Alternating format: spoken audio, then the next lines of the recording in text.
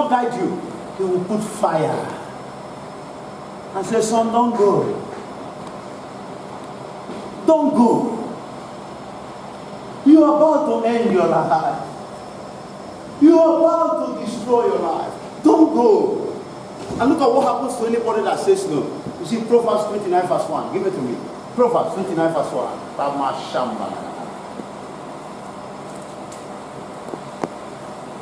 What did he say? Proverbs 29 and 5. 1. 29 verse 1. He that being often reproved, hardeneth his neck, shall suddenly be destroyed, and that without remedy. Which one do you prefer? Destruction or fire to pass through fire of affliction, John? Which one do you prefer? Affliction. Or do you want to be destroyed?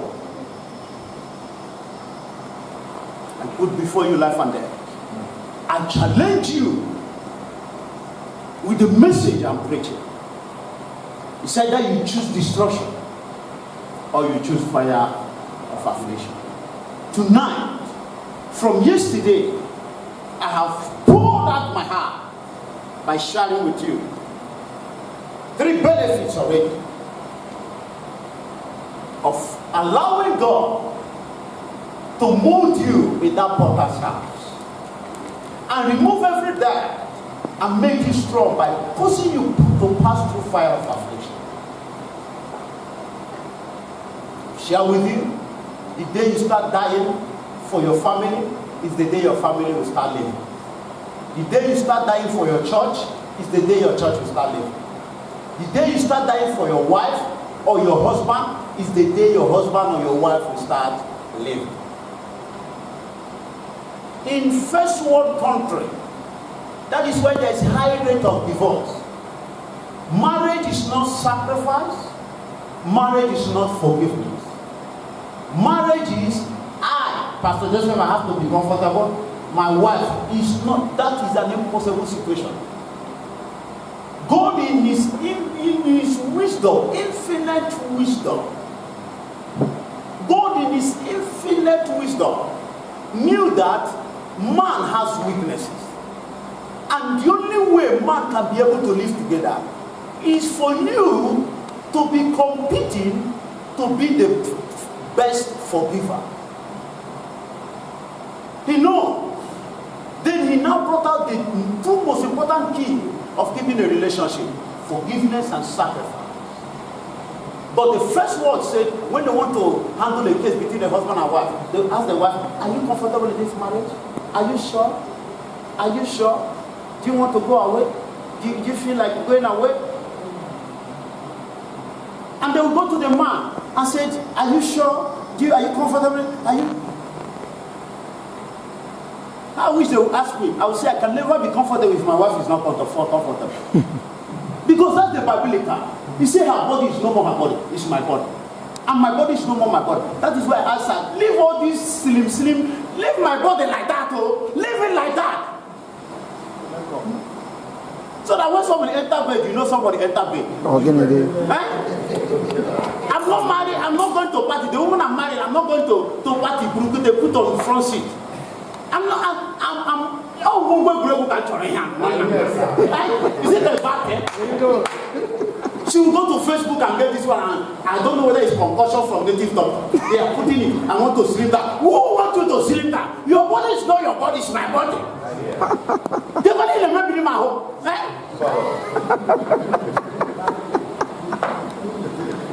Just you know what I'm saying? The body is so clean. I encourage you, my children. Don't wait until you are destroyed. Do you know how you are praying to be destroyed? When you keep on blaming people for your situation. Do you know there's power in you called the Holy Ghost? The Bible says, unto him that is able to do exceeding. Ephesians 3:20. Get it for me. Let's diagnose and finish it. Hey, that is able to do exceeding, abundantly, above all. You see, but this will not happen except the last statement. Look at it. Look it up, son. Ephesians 3:20. Yes. 3:20. Praise God. Hallelujah. I read from my Bible. Yes. Now to him who is able to do exceedingly abundantly above all that we ask or think, according to the power that works in us. You see the last statement. According to the power you generate within you. You are whom you are because of the level of activation you give the power in you. Do you think I've made sense? Yes, sir. Do you think you have gotten something? Yes, sir. When you allow the fire of affliction to deal with you, it's not about it. It also said it's not because of your sin. It's the trial of your faith. It's not the trial of your sin. With these few points, I want to leave you with the power of the Holy Ghost. I want the Holy Ghost to touch you. I want, like what I told Pastor Moses, listen very well, so that when I called him, I said, Pastor Moses, I'm not coming here to preach for people to expect miracle. I'm coming here to impart the word of God in the heart of your people. So that even after I have left, Jesus is there, the hope of glory. Stand up, church. Shakabo. I've told you on Sunday, be ready to pray. Tomorrow is going to be our last day for the week. And on Sunday, we finalize. That will be great finally. I want you to open your mouth and say, Lord, I refuse destruction. I rather pass through the fire of affliction. Proverbs 29 verse 1, he said, he that is often rebuked and in hardeneth his heart shall be destroyed without remedy. Say, that's not my portion. It can never be my portion. Lord, when you are speaking to me through fire of affliction, open your mouth and begin to pray.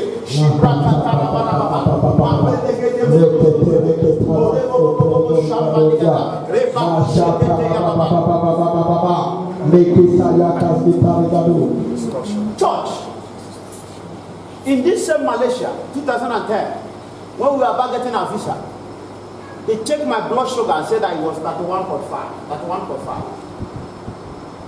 31.5. See, I have diabetes, dangerous one.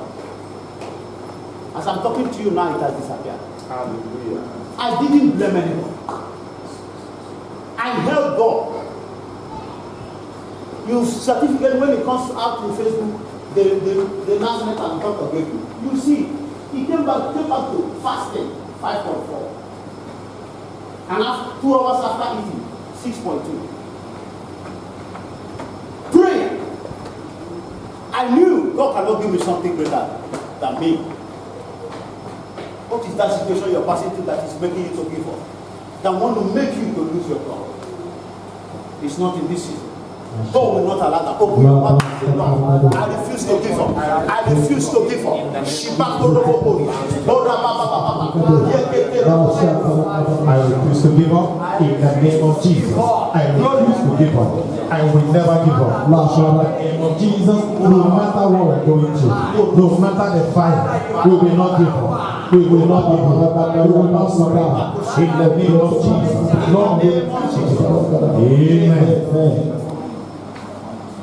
This is your daughter, Malaysia. You knew when she was born. I want her to conclude the prayer for me. Brother, just to say thank you for God for today, and that we are having another one tomorrow, and that we want to say thank you on Sunday. And that we also want to bless everyone that came today, and also for our preacher, and we want to bless him. So let's just say thank you to God. Lord, we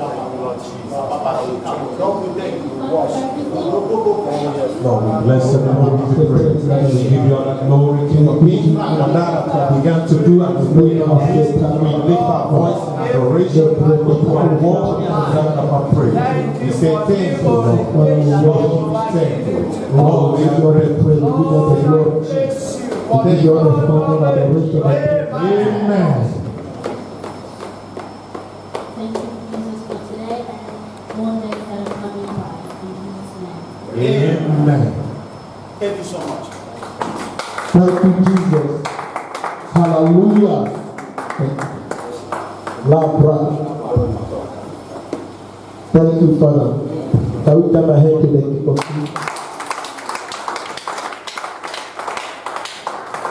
Can somebody speak to himself? I am blessed. I am blessed. No matter what I'm passing through, No matter what I'm God is using it for my own good. God is using it for my So shall it be in the mighty name of Jesus. Amen. You have to understand that if there is no God, there is no glory. Yes. The Bible says, even though you walk through the valley of the shadow of death, the Lord says He will be with us. Hallelujah. So just understand, no matter what you are passing through, God is there for you. And I pray for everyone, whatever you are passing through that kind of affliction, in these days of this teaching, may the Lord take you to a higher level in the name of Jesus. Understand that affliction is not the end. It is what God says that matter. Hallelujah. The Lord is good. Can we use the opportunity to prepare our offering as I call on the Divinity for the offering? Praise the living Jesus. Somebody praise God. Hallelujah. We are grateful for Father that is in the house. We are blessed for the word of God that is sweet in your mouth. It's been a blessing to your children. We appreciate